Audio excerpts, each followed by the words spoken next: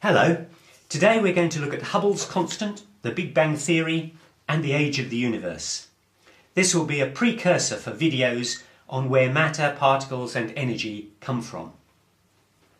When Einstein was developing his theory on relativity, he wanted a theory on the whole universe, and the astronomers at the time were telling him that the galaxies in the universe were fixed and unchanging.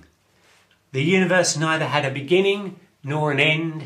It was and never had been. There might be some local movement, but generally the universe was in a fixed place and had ever been there. No beginning, no end.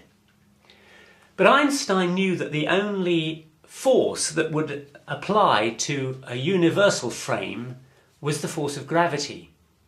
It's true that the electromagnetic force also applies universally, but galaxies aren't charged, so there wouldn't be an electromagnetic force between them.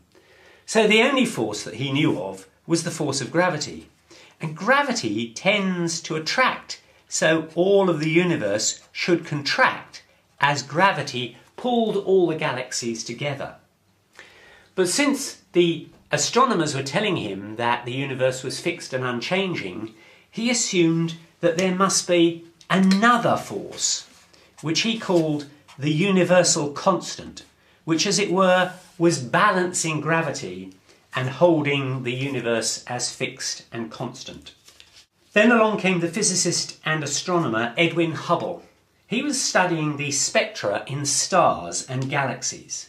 Stars are made out of hydrogen. Indeed, stars convert hydrogen to helium throughout their lifetime. If you do an experiment in the laboratory where you take a glass tube, evacuate it, take all the air out, put a small amount of hydrogen in and have two electrodes, pass a very high current, you will find that there will be a glow. The gas in the tube starts to glow. And if you pass that light through a prism, the prism splits the light into its constituent colours. Hydrogen has a very explicit spectrum, which is shown here.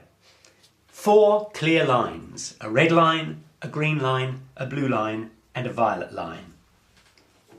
When Hubble looked at the spectrum from stars, he found that if this was the 4 lines for hydrogen in a laboratory, then if he looked at one star, he would find that the lines were there, but slightly shifted to the right.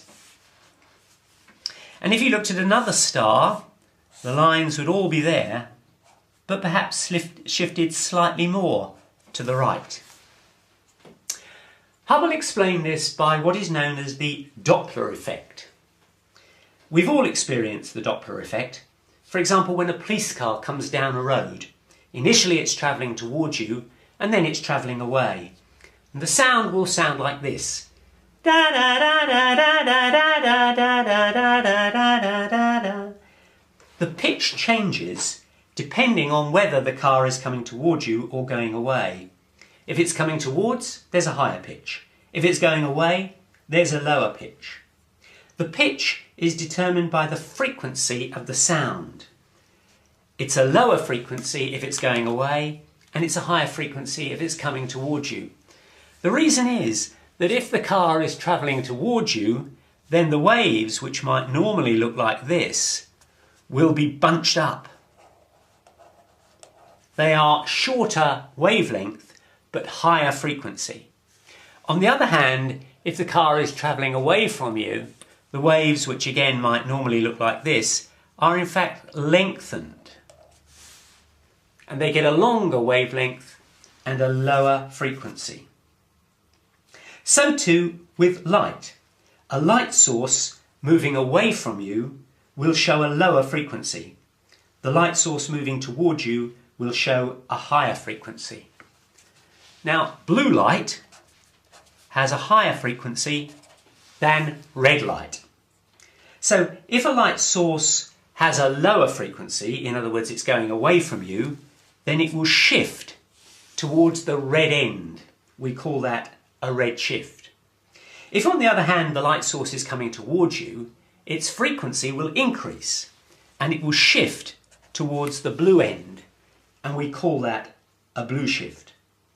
And you can calculate the velocity of the object if you know the frequency shift.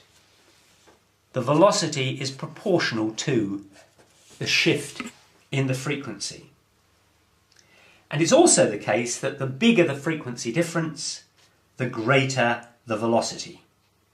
Hubble was able therefore to calculate the velocity of these galaxies by their shift. Hubble noticed that nearly all galaxies were showing a red shift, and that means that they were moving away. And if that's the case, Hubble deduced that the universe was expanding, because if something is this far away, this is me, this is an object X, if it's that far away from me today, then yesterday it was a bit closer, and tomorrow it will be a bit further away. It's moving in that direction, and therefore the whole thing is expanding.